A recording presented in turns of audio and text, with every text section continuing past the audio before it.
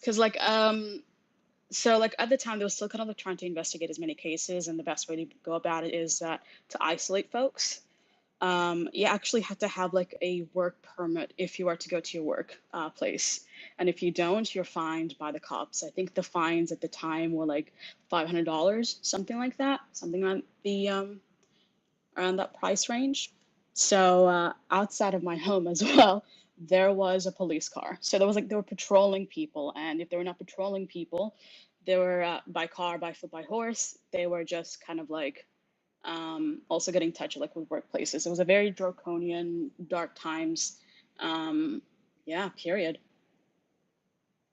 That sounds wild. Well, I'm glad that you were able to at least find a community to scold, right? Yeah. Now, when people tag you for help or jokes now, do you ever feel like you're playing a character, or do you really just feel like it's you with the volume turned up at this point? So I'm definitely a lot different compared to like 2021. I like one, obviously I have to be because growth, hello, human growth, that's a thing. But also because I represent a platform, I can't exactly say, hey, you're a fucking moron, don't do that. Even though I'm tempted to.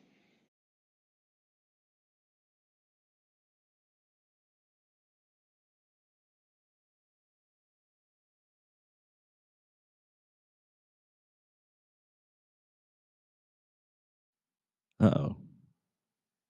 Did I lose you? Say Or is it anything. just me rugging? Sure, can you hear me? No, I think it was Wise. Yeah, now we can hear you, but we lost you there for a second. Yeah, perfect. I was gonna say, like, sometimes I'm just, if it was like 2021 me, I would have argued back because I don't have time for bullshit. I really don't. I'm like, hey, I'm short on time. I've got like class in an hour. I just don't have time for your crap. Just if it's something that's not yours, burn it. If it's something that you stole, I don't want a justification, just burn it. But now it's Burn it. just burn it. Like, I don't want to know your life story or like how you didn't know that something that doesn't belong to you. Look, You it was a profited really from. pretty picture I found on Google on a random search for really pretty pictures, and I thought I could mint it and make some money. I just like I think like in so many ways this space has shaped me to be a better person, more patient, and more tolerant to BS. But at the same time, it has given me like a very warped sense of humanity. Like it really has. Like I had no idea how bad greed was till I came here to like actually studying like Web3.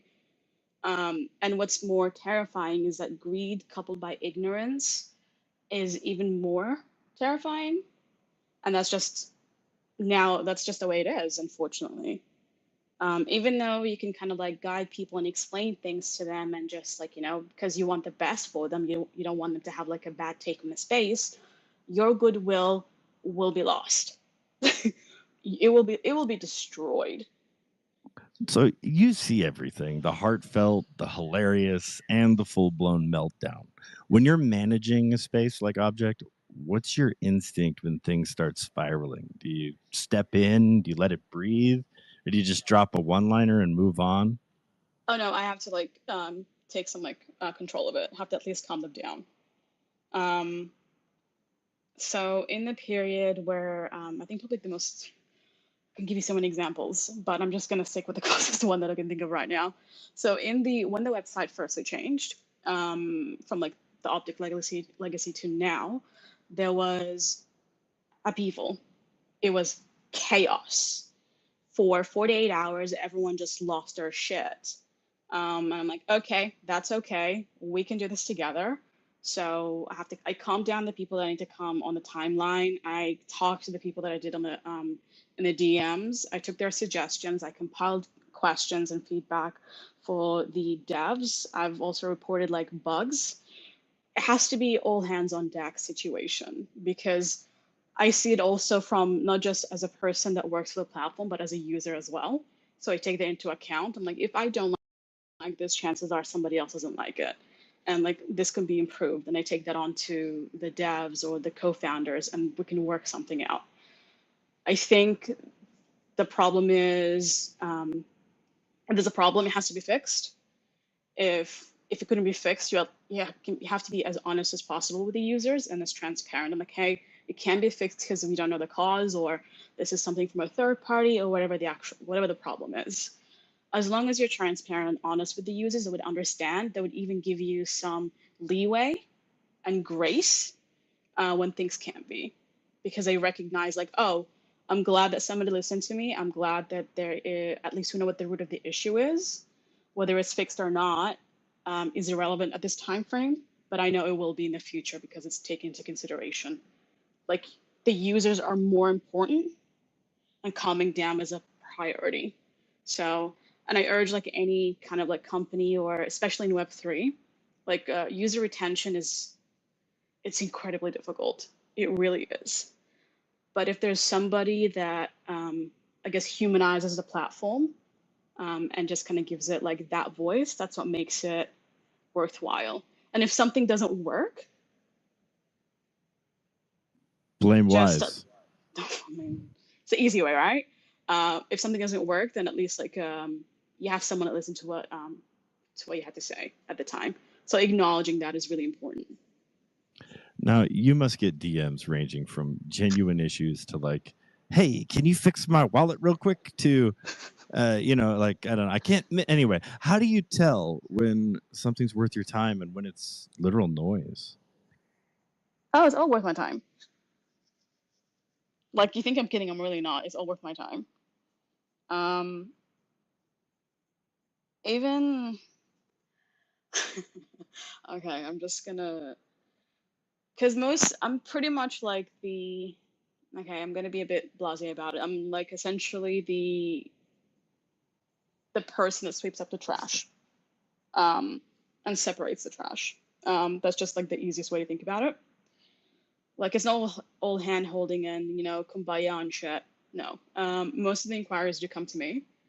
And even with the support portal, it's the exact same thing. Most of the inquiries do come to me, or if they're too terrified of going to the support portal, it's still in the DMs, it's still in the timeline. Because again, that the thing that I mentioned in the beginning is like that rapport. It's like how long you've known this person, and I'm comfortable with just dealing with them, kind of thing. Even if it's something that's out of my hand or way too technical, I will still be tagged. I'll obviously escalate to the right person, or I'll try to kind of like break it down as much as possible. But most of the inquiries do come to me. And if it's not like tech issues, wallet issues, bug issues, I'm like, curation, you already know at this point, it's not me. I'm not that person. I think they fully understand that now, even though sometimes I do get it from time to time. Like, I'm not the curation person, go to them. And that's partly because now, at the time, Kablin, Kika, and now Raquel, they're really visible on Twitter. So everyone knows to like bother them with curation requests or whatever it is. Everything else primarily comes to me. And then it's escalated to the right person. Now, what is the wildest DM you've ever gotten that made you close the laptop and walk away? I think you need like hours for the space to happen, because okay, I'm just gonna talk about the recent one. So I've restricted the account for wash trading, and first time give them a warning.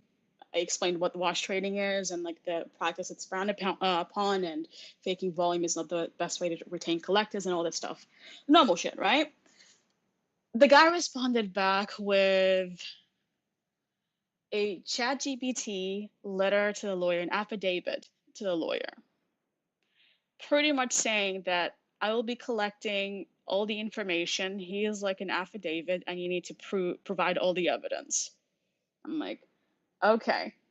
I'm like, hey, do what you want. It's okay. I've got other things to do. I've explained the issue and like primarily why it is the way it is. So he sent another DM with, I kid you not, a call to all artists. Hang on, I'll actually pin it because I think this is no, that's giving it too much attention. Essentially a call to all the artists that have been targeted and harassed by an employee, a watchdog, that's restricting all accounts. join in the campaign, and I'm going to take them to court, and I'm going to sue them because I've won a class action for $20 million. I really fucking wish I was kidding. I really do. But this was Monday, and it's dragging on till now. Now, is this a typical Monday for you? This is like a typical Monday. It just, it really is. Not like the ChatGPT Ebba David, but just insane requests or just insane people. That is wild. It is. Yeah. That is wild. You know what? Because I really think you might get a kick out of it. I typically don't do this because, again, privacy is paramount. But I do know like this is pinned, and I think it's like on the user's Twitter profile, just in case anyone who wants to kind of like mention it, wants to see it. Wow, so, that's great. You are surrounded by love, that is for sure. Now, Wise, you've said a lot without saying much. Most of it is through your tone. When you lean into sarcasm, is it more about protecting yourself or protecting the room from itself? Oh, wow. Psychoanalysis in the morning. Holy shit. I think like as I mentioned, it's part of my personality. Like I have to diffuse it with either humor or sarcasm, otherwise I'll go insane. And I think in a space that's fast paced and chaotic and sometimes toxic, you need that edge. Otherwise you lose your mind and become arguably one of the most toxic individuals that are posting for the sake of posting. And I prefer not to do that. If you've noticed kind of like my account, especially this year, I don't post as much like thoughts and stuff like that. I mostly just kind of like tweet about art, about like platform updates. I try to keep it very platform based, and that's really the reason. Like obviously my personality shines here and there, right? But I think we're in this phase where we're at the maturity phase, and I think that's a good thing.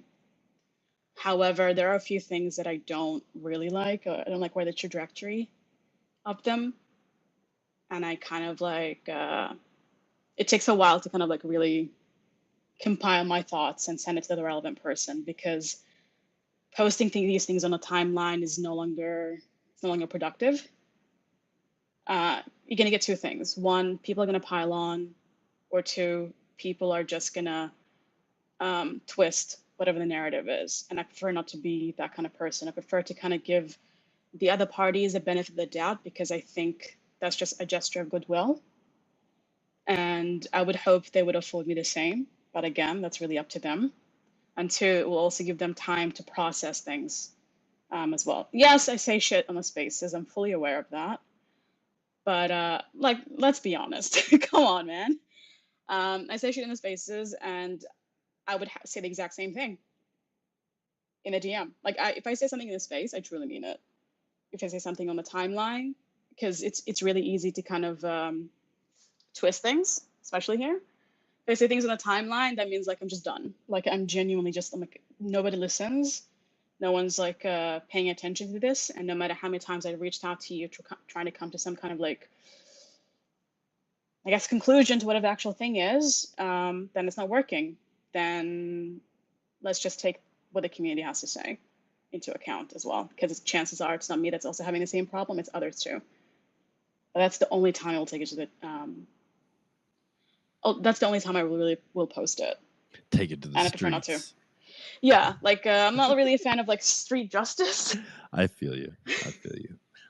We see, we watch, we know. We may not say anything, and it is action that speaks way louder than words. And yeah, you are definitely an individual action. Now, you've seen the good, the bad, and the burnout. When you log in each day, what still makes it worth doing?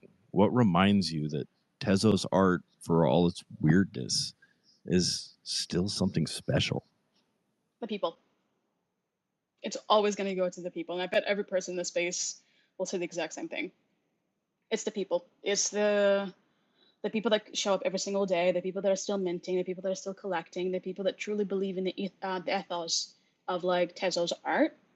and that can see the future, regardless of like the current climate or the market conditions. They truly believe. And sometimes someone that's believing that hard makes you believe. Yeah, So real yeah, belief is infectious. I'll agree with you there. yeah. There are my days, don't get me wrong, but and I still hold this core belief as well. I do think there will be a time for Tesla's art to shine again. It doesn't really matter what happens, whether uranium takes up or not, or whatever's actually happening. Tesla's art will always thrive. The coin, on the other hand, I'm not sure, but I think that's what makes it better. Now, Object is basically the town square of Tezos art. From your seat, what's one thing people consistently misunderstand about how it actually runs?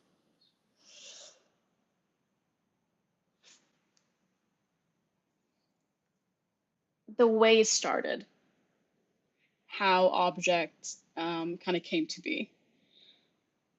There's like a bit of revisionist history, right? Because people were, and I would say like maybe that assumption has somewhat changed in the past 2 years. How like Object supposedly like crushed Hicketnunk or whatever is actually happening. I'm like, no. Because again, they consider like the correlations, the causation of the actual shutdown without fully understanding that at the time Hicketnunk had its own thing, and actually a lot of the Object devs, like the co-founders specifically, they were helping run they were part of like the Hicketnunk team. So I'm not sure if people are aware of that, but they were helping with technical stuff, they were helping with like server stuff, they were doing all these things like kind of like behind the scenes. And I know like Marching Square is too humble to even like come up and say it, so I'll shout him out.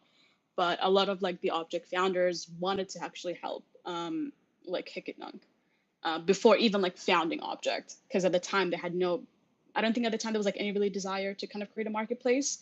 They were solely focused on like there's something here is happening and they can see its potential and they wanted to scale. Not just them, but also the community wanted the exact same thing.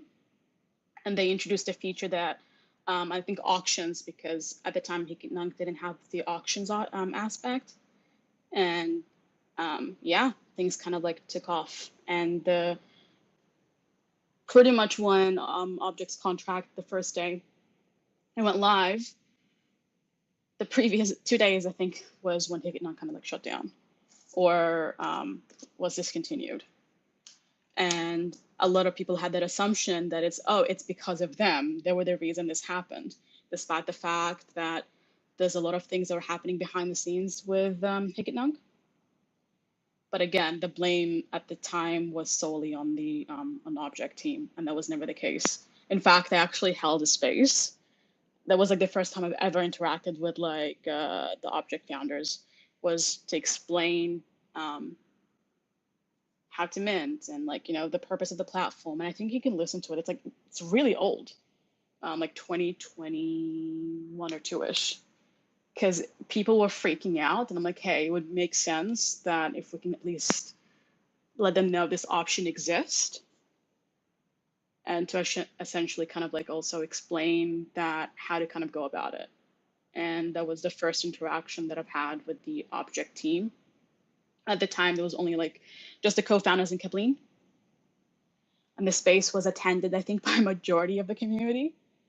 And yeah, like there was still like things here and there, but then it was like the transition was relatively swift. It was pretty quick.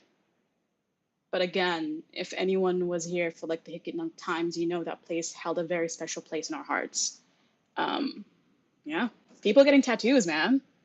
There were T-shirts happening, hoodies. Yeah, it was a thing. I mean, people were in love with the movement and the idea. Yeah. It was a powerful thing. It still is to this day. Yeah. Now, Yeah. if you could make one public service announcement to every artist or collector before they tweet at you, what would it be? Support portal. Support portal. I'm gonna be that bitch that just like constantly says this, no matter the space that I go to. Support portal. In fact, in this space, when I was kind of explaining what the tool is and how to use it, I'm like, hey, I'm gonna beat my DMs if it's not just like a swift reply. If it's just like a really complicated one or it's something I really have to look into, please submit a ticket.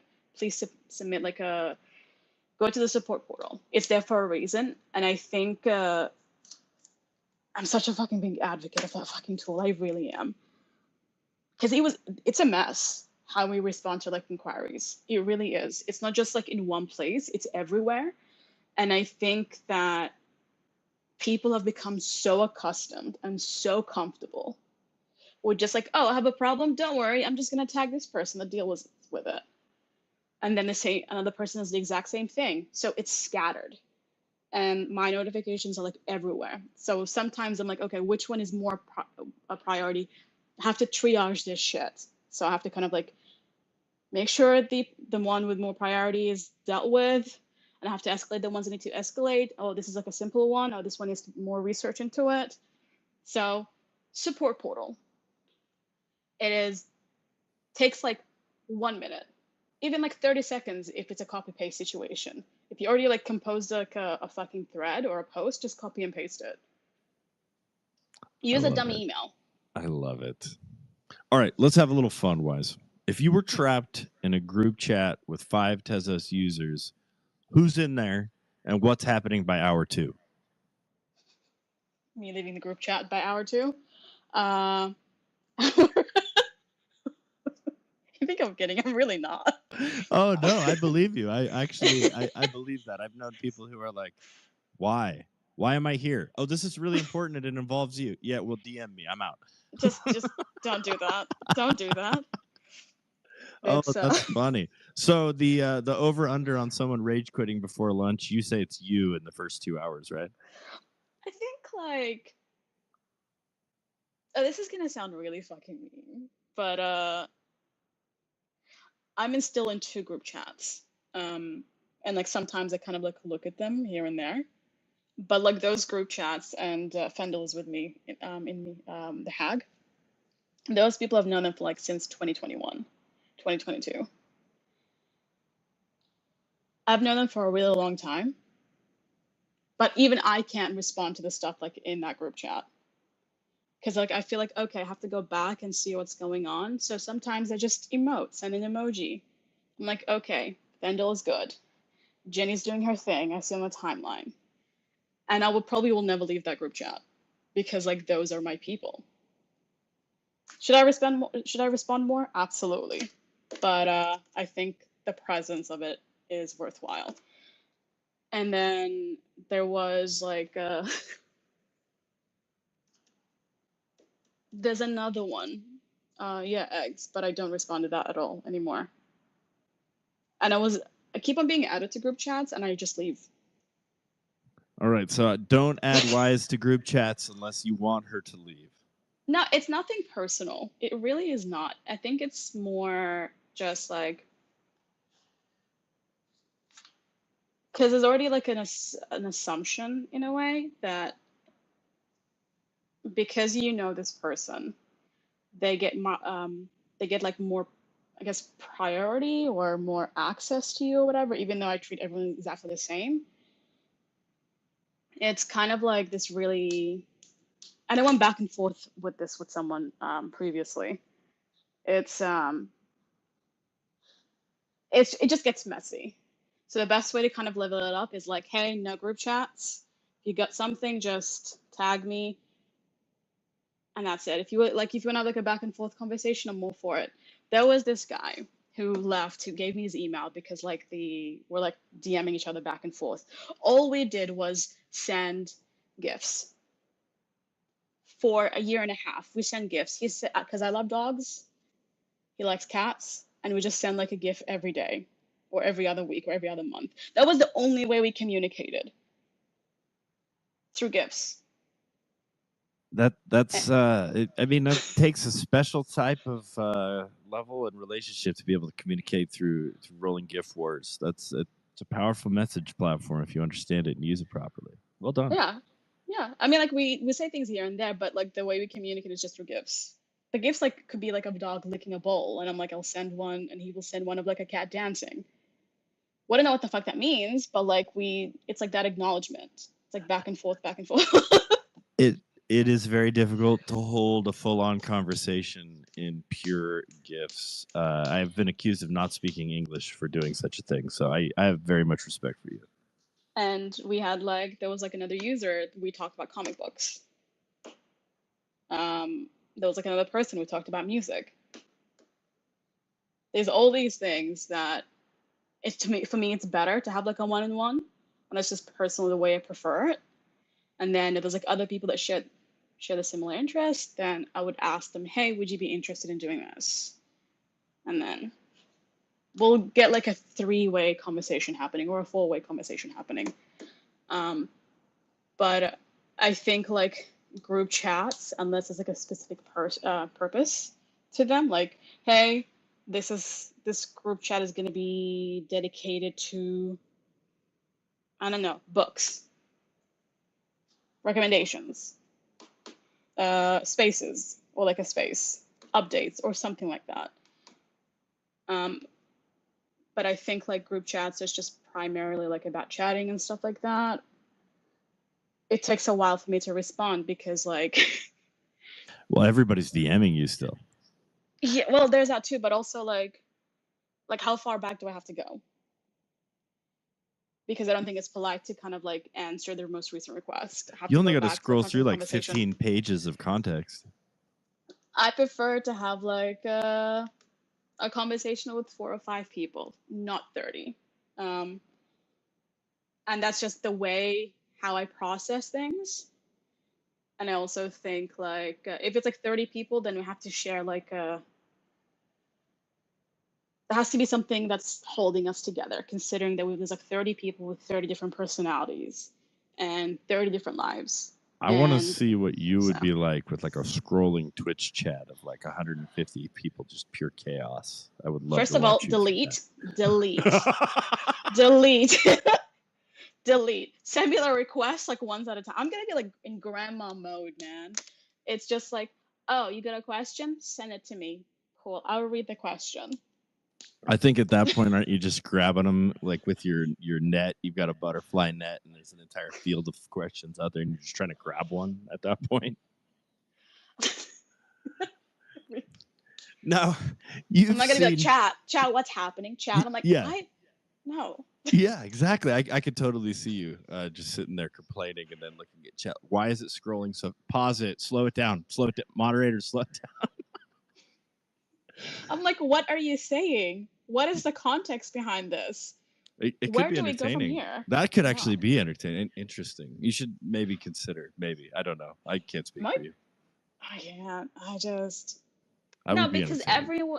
everyone's like question is important. Right? Unless they're just being no, Wise. I'm gonna say this, right? I'm gonna interrupt. Not everyone's question is important, and you have to put your foot down sometimes because some of these questions need to be pointed out. Like, no, you need to figure this stuff out. Some of the stuff you have to do for yourself. I want to figure it out for you, and it's not the acknowledgement. Well, everybody's important. I agree with you, but not every question is, and not every customer is right. That's another one. But we can't get into that, You can't have a business if every customer is right, because the one customer that's out to screw you over is going to be right every time, right? This is coming from personal experience. Is that what it is, Billings? Just business in general. We have to be smart. And we can't, if it was that easy, everybody would be bajillionaires at this point, right? And I noticed the bajillionaires. Anyway, we're quickly, I love how you and I can just spin off topics so quickly. Let's try to bring it back into focus. Seen Tezos go through every phase. Notice I distinctively separated. So Tezos art. Because I'm gonna start shitting on the Tezos. I'm talking about art. You can talk about anyway. Sure. The early experimental vibe, the market highs, the quiet seasons. What's changed the most about the culture since you started?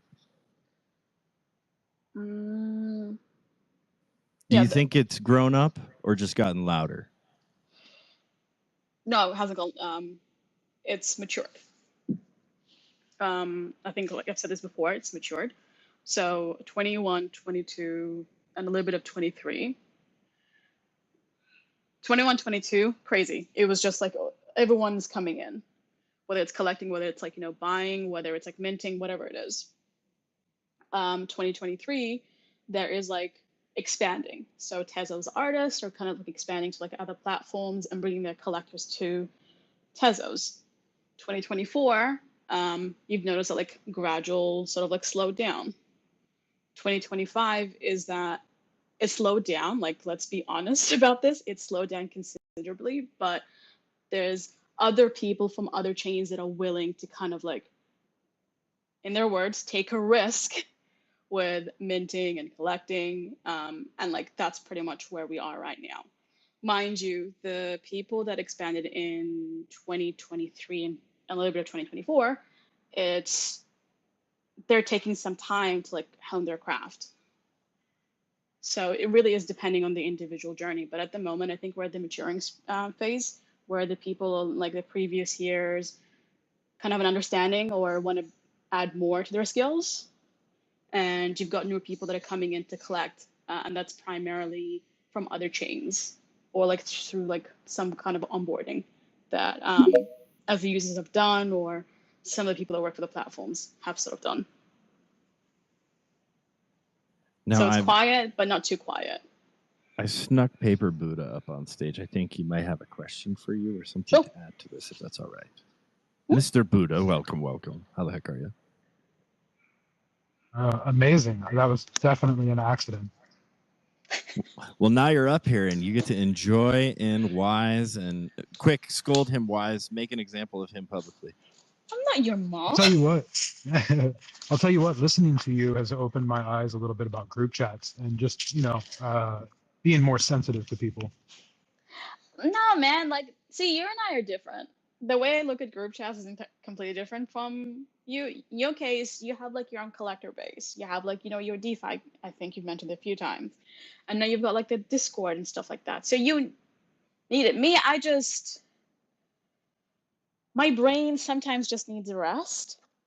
And sometimes it's better if like the conversation is between one or two people. And also I have like, I think ever since like 2023, a disdain for group chats. But again, that's my own personal problem. So for the love of God, don't take anything I say seriously about group chats. It's just how I feel about them. And also it's a good reminder. It's a good reminder for all of us that we function differently, right? And that we should all be aware, like, okay, Wise doesn't like it when I put her in a group chat. It scares me. It really does. You think I'm kidding? I'm really not. Like I get a shiver runs down my spine the moment I see my name being added to a group chat. It really, like, it scares me. I would dig into this, but I don't want to because I just want to keep inviting you to a bunch of group chats at this point. But that's just me being childish. I won't, I promise, Wise. And like, look, I would probably say like, hey, this has been lovely, but I think like, I can't exactly say like, I don't want to be in group chats. I have to be honest with the people that are in the group chats. I'm like, look, you guys are amazing. I'm just not the person that you want in a group chat. So if I added you to a group chat and the image was like Jigsaw and I was like, Wise, let's play a game, would you leave? Yes. But it serves a purpose. See, it serves a purpose. It's not just, that I like. That I like. That's fair. That's fair. That's so that if it was like Vegemite haters only, I would entertain it. See, I win. Okay, very good. Okay. I would entertain it. But I do think, because again, it really does kind of go to how much time you devote yourself to group chats, because it takes a chunk of your time. And also the fact, like, if there's like a core value, or I don't mean like monetarily, I mean just like, do you guys share a core value? Be it like in Web3, be it in comics, be it in music, like sharing about like these things, then sure. Whatever enriches your experience in Web3 should be dedicated to whatever the group chat that you have. So if it's about music and how amazing it is, and you get a group chat about it, cool. Band recommendation, amazing. You are a very, very refreshing take on social media, where like others are, unfortunately, we've been conditioned we need to be in these groups. We need to be part of the exclusivity. We need to have our own private circle, and we need to have other circles that we're part of that are private and exclusive. It's refreshing to hear this. Thank you, Wise. I mean, we can kind of like attribute that to my mother. I have no other social media besides Twitter. You don't have You YouTube? think I'm kidding? Yeah. Well, obviously, like you sign in and stuff like that, but well, YouTube is social media. It technically is. I never comment. You don't need to comment. It's the algo that runs it, unfortunately. Oh. Yeah, think about it. I saw like a documentary about tea, and I was compelled. Was it Yorkshire tea? No, it's just like this guy that just reviews his teas. And I think at the time it was like hibiscus and black tea infused with jasmine, and just like the process. Oh my God, I sound like a fucking 80-year-old. But but yeah, I'm like, yeah, this is really fucking cool. Well, you haven't started telling us about how to make doilies, so I'm not too worried yet. I haven't got to that stage. But Wise, if you could bring back one thing from the early days, like a spirit, a habit, a feeling, what would it be?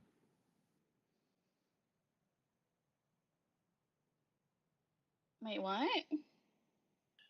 Think back to those early days. Now, you say we've matured, right? But there's still got to be something from those early days that you maybe long for now, that maybe you see as missing. If there's something you could bring back, what do you think it would be? The price of Tez. The price of Tez. Okay, that's fair. The price of Tez. We all wanted to hit $7. Okay, I was not going to talk about 20, this. but whatever. Whatever it is, the price of Tez. Because I think like, and again, I'm going to be relating into like, Tezzo's art, right? Once the price of Tez surges to like $7, $8, there's collector confidence. And then there's artist confidence. The artist will mint because like, hey, the artists have kind of like left to kind of like hone their craft. They'll come back to minting. And when they come back to minting, the other collectors will come and see that shit. And they'll start collecting. And when those people start collecting, they see other things. Because it really does inspire confidence. It's like, yes, this chain is still happening. This chain has juice. And if it kind of maintains that price point for like a year or two, which in crypto is fucking crazy, but you never know. I think like the doom of like 2027 won't be factored in, and that narrative will be shifted. So the price of Tez. That's fair. That's very fair. Now, Wise, you host an AMA space every Friday. Mm-hmm. It's become kind of a ritual for a lot of people. What's the goal when you open that mic? Is it more about helping artists troubleshoot, or just giving everyone a place to hang out and breathe for a bit? No, don't come to my space if you can do troubleshoot stuff. Go to the support portal. I'm not kidding. I'm being serious.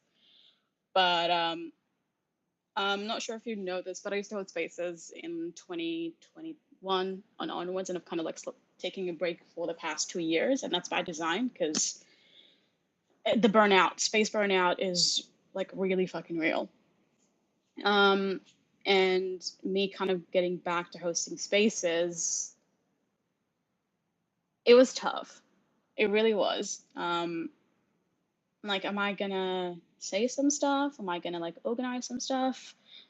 Like, how can I structure this within the same hour?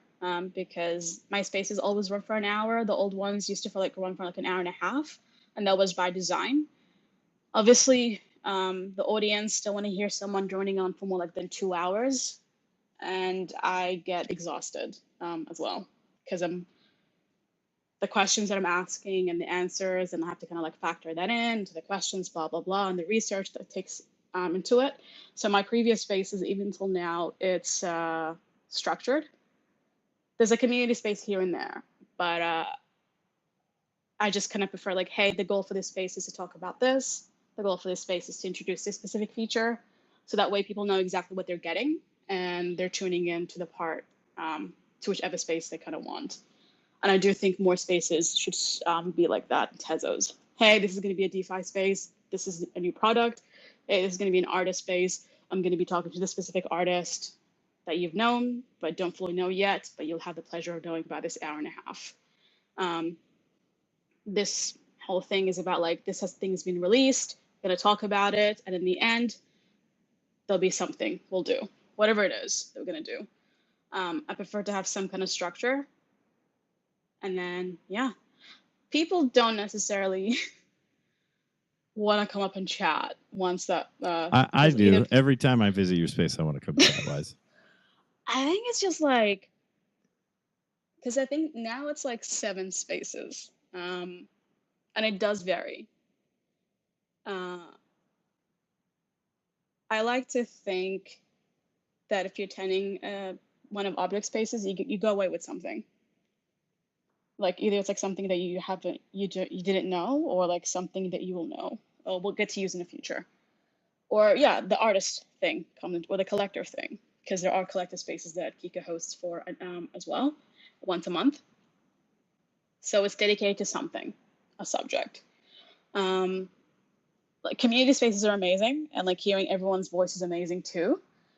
But from my experience, people that like, especially if you're hosting from a marketplace, the typical thing is like sharing their work, and that's amazing.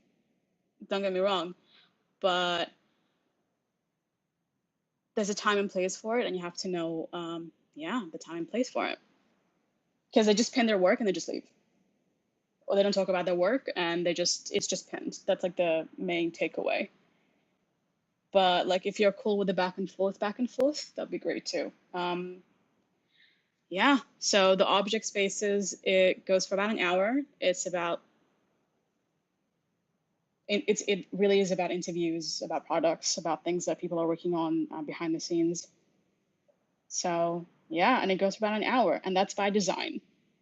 No, that is absolutely by design. Has anything from these sessions has anything surprised you? Like a question, a story, something that reminded you why it's worth doing this every week? I've gone to know people a little bit better. I thought Strokes was like, and she's here with us, was an engineer for some reason. She's like, no, I'm a teacher. I'm like, oh. Yeah, okay. she's a civil engineer. She builds roads.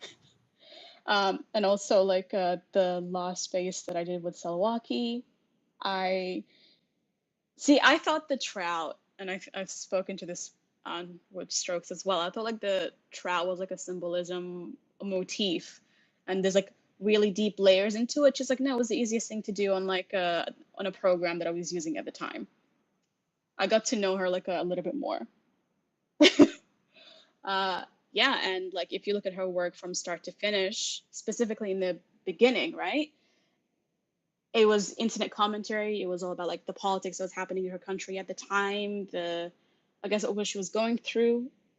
And if you really spend time with her work, because I spent like I think a couple hours like really looking into it, you can see like one, her evolution, but also how she feels about a certain thing, specifically like the political climate in her country, or how she sees things when she blends like humor and internet commentary and Web3 commentary as well, because that's really amazing. There's one ad that there was a video that she did about like, I think it was 2 years ago when Binance released this fucking perfume, and it's dedicated to women or whatever the fuck, and she just made like which I really should be an ad for something, but it's like, hey, Web3 is for women too.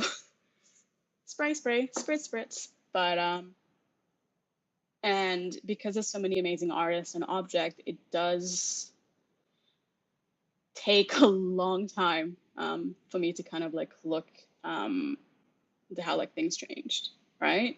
What be it the tools, but her story is still the same. Her story is still the same as a person, that is, but her work really kind of gave me an insight into who she is, and that's really amazing. And also like the space that I did with Fendel, and it was just like about music NFTs.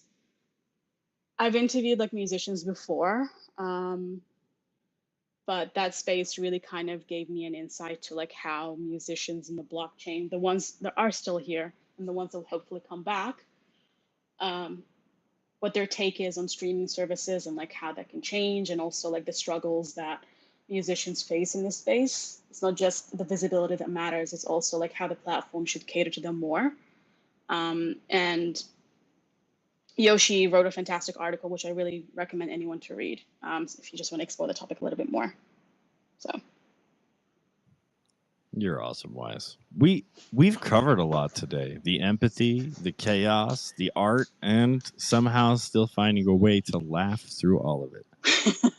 No matter what's going on, your replies always have that mix of humor and honesty that cuts right through the noise. If you could leave the Tezos timeline with one final reply, a line that sums up how you handled the space, what would it be? It was fun at times. It was chaotic at most, but I really enjoyed being here. You know, that's exactly what I expected from you. Somewhere between a hug and a roast, honestly. Well, that's the line right there. Wise Sigma Toad, professional chaos wrangler, community therapist, and possibly the only person who can turn sarcasm into a public service. Thanks for hanging out with us today, Wise. Seriously. What you do, it just keeps the space human, like you said, even when the timeline forgets how to act. So thank you. And for everyone listening, this has been Tuesday, Tezday. We're here every week talking with the people who keep Tezos running, not just in code, but in culture. Catch the replay on X or YouTube, and if you like this one, share it with the folks who make your corner of Tezos a little less chaotic. Until next time, stay curious, stay connected, and we'll see you next time.